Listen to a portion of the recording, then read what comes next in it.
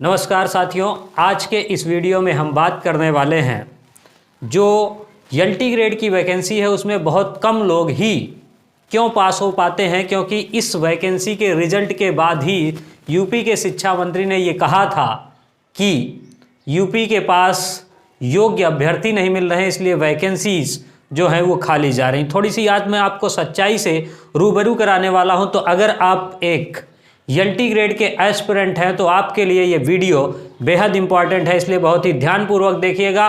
पूरी एनालिसिस के साथ मैं आपको यहाँ पर बताने वाला हूँ और सारा डाटा भी आपको दिखाऊंगा, तो सो बी कंसंट्रेट।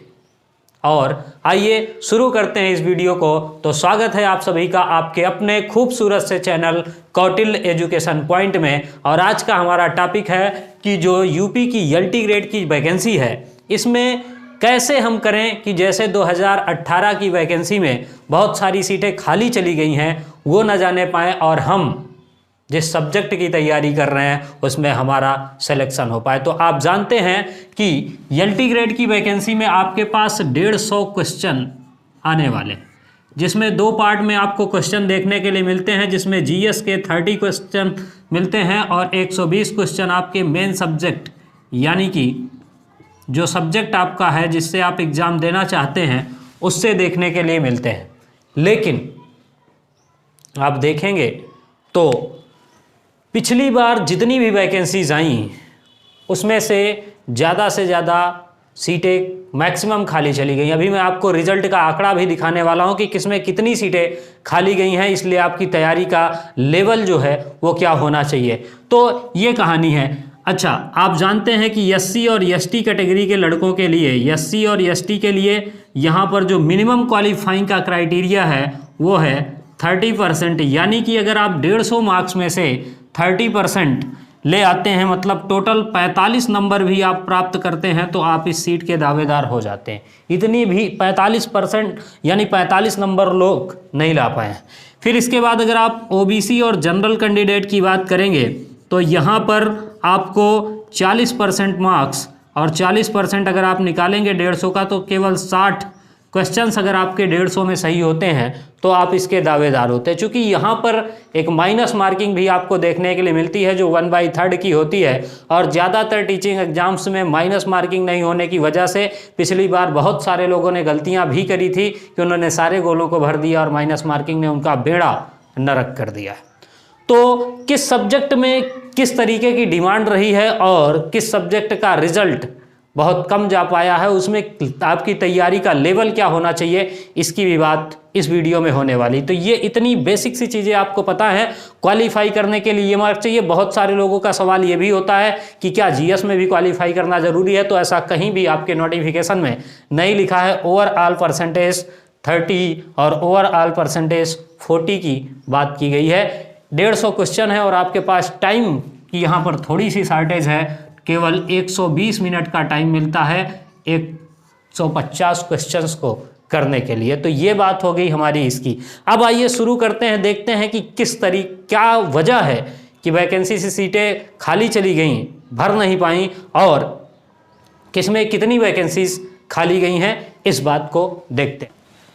तो अब इसके बाद हम लोग देखते हैं कि कौन से सब्जेक्ट में कितनी सीटें खाली गई। तो अगर आप देख पा रहे होंगे तो मैंने यहाँ पर कुछ सब्जेक्ट लिए हैं जिनमें कितने लोगों ने फॉर्म भरा था, सीट कितनी थी, कितने लोगों ने फॉर्म भरा था, कितने लोग पास हुए और कितनी सीटें खाली गई, इसका ब्यौरा लिया। तो जो पिछली वैकेंसी थी 10,768 थी, जिसके लिए 7,63,000 लोगों ने फॉर्म भरे थे, जिसमें से आप देखेंगे तो पहला सब्जेक्ट जो मैंने लिखा है वो कंप्यूटर का है। और कंप्यूटर में अगर आप देखेंगे तो मेल की जो नंबर ऑफ वैकेंसीज थी वो 898 थी, जिसमें से 30 लोग पास हुए हैं, सिर्फ 868 सीटें खाली गई हैं, मतलब सीटों का 2% हिस्सा केवल पास हुआ है।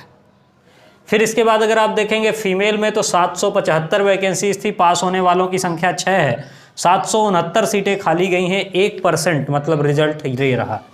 मैथ की बात करेंगे तो 561 वैकेंसीज थी, जिसमें से 398 मेल कैंडिडेट्स पास हुए और 163 सीटें खाली गईं। फिर इसके बाद फीमेल में देखेंगे तो 474 सीटें थीं, 37 कैंडिडेट्स सिर्फ पास हुए, और 437 सीटें खाली चली गई। साइंस की अगर आप बात करेंगे तो 571 सीटें थी, जिसमें से 80 लोग पास हुए, 491 सीटें खाली चली गई। और फिर इसके बाद फीमेल को अगर आप देखेंगे तो 474 सीटें थी, 4 लोग पास हुए और 470 सीटें खाली चली गई। तो इस तरीके का रिजल्ट है जिसमें आप देखेंगे किसी भी सब्जेक्ट के अंदर ओवरऑल अगर लगभग ज़्यादातर देखा जाए पूरी वैकेंसी को मिला करके तो टोटल नंबर ऑफ सीट्स का बहुत कम ही लोग पास हो पाए, लगभग 14 से 15-20% लोगों की ही संख्या पास हो पाई है। तो ये एक बेहद प्रतिस्पर्धा वाली जॉब है और इसका नोटिफिकेशन आपको देखने के लिए जल्द ही मिलने वाला है। तो नोटिफिकेशन का इंतजार किए बगैर, चूँकि हम पिछली जानकारी को अगर देखें तो हमको तैयारी को अपने शुरू कर देना चाहिए, तभी हम एक अच्छा रिजल्ट ला सकते हैं और अपनी सीट को सुनिश्चित करवा सकते हैं। चूँकि टीचिंग एग्जाम्स में ज़्यादातर लोग तुक्का भी मार देते हैं। क्यों? क्योंकि माइनस मार्किंग नहीं होती है, लेकिन इसमें ऐसा नहीं है और एक कट ऑफ भी निर्धारित है कि आप मिनिमम नंबर तक लिए नहीं जा सकते हैं जब तक आपका 30% और 40% का क्राइटेरिया ना हो, तो लोग कट ऑफ को भी फाइनली टच नहीं कर पाते। इसलिए ज़रूरत है आपको एक सटीक रणनीति बना करके इस पर काम करने की। अगर आप LT ग्रेड की वैकेंसी को क्रैक करना चाहते हैं तो ये उसकी सच्चाई है।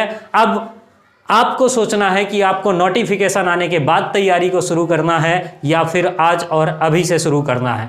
जल्दी आपको इसका विज्ञापन देखने के लिए मिलेगा। मैं ये नहीं कहूँगा कि इस दिन जारी होगा विज्ञापन, क्योंकि ऐसी कोई इन्फॉर्मेशन नहीं है। हालांकि मेरे एक मित्र हैं जो UPPSC में कार्यरत हैं और वो कई चीज़ों शेड्यूल को बनाने में हिस्सा भी लेते हैं। तो मैं जब लगभग 15 से 20 दिन पहले प्रयागराज गया था तो उन्होंने मुझसे एक बात बोली कि अगर हो सकेगा तो चुनाव के बाद हम 2 या 3 जगह हमने शेड्यूल में अपने जगह छोड़ करके रखी है। तो एक LT ग्रेड वैकेंसी और 2 चीज़ें उन्होंने मेरे से और कही थी, अब मुझको कन्फर्मली याद नहीं है क्योंकि ओरल में थोड़ी सी 2 मिनट ही बात हो पाई।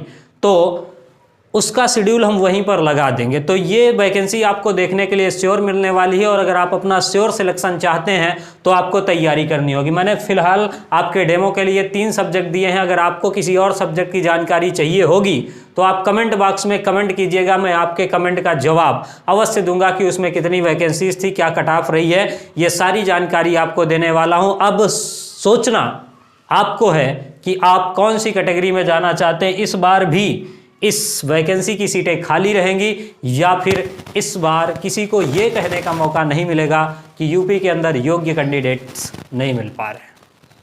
मेरी आपसे ये विनती है कि एक बार जितने भी एस्पिरेंट इस LT ग्रेड एग्ज़ाम की तैयारी कर रहे हैं उनको इस सच्चाई से आप रूबरू कराएं। और अगर आप चैनल पर पहली बार आए हैं, जानकारी आपको अच्छी लगी, सारी तथ्यात्मक जानकारी है, मैं आपको स्क्रीन पर भी इसको दिखा सकता हूं। मैंने ये डाटा अपने मन से नहीं बनाया, जो चीज़ें वेबसाइट पर अवेलेबल हैं मैंने उनको दिखाया है। तो अगर आप चैनल पर नए आए हैं तो चैनल को सब्सक्राइब करना, वीडियो को लाइक करना नहीं भूलना है। मिलते हैं एक नई अच्छी खासी रणनीति के साथ कि किस तरीके से आप इस एग्ज़ाम को क्रैक कर सकते हैं। चूँकि सेलेक्टिव कंटेंट आपका सिलेक्शन करवाता है और कमी आज की डेट में यही है। कंटेंट बहुत सारा है लेकिन जो सिलेक्शन करवाने वाला कंटेंट है वो कहीं पर एक जगह पर नहीं मिलता है। तो उसको आप कैसे प्राप्त करेंगे उसकी चर्चा हम अगले वीडियो में करने वाले हैं। तब तक के लिए धन्यवाद।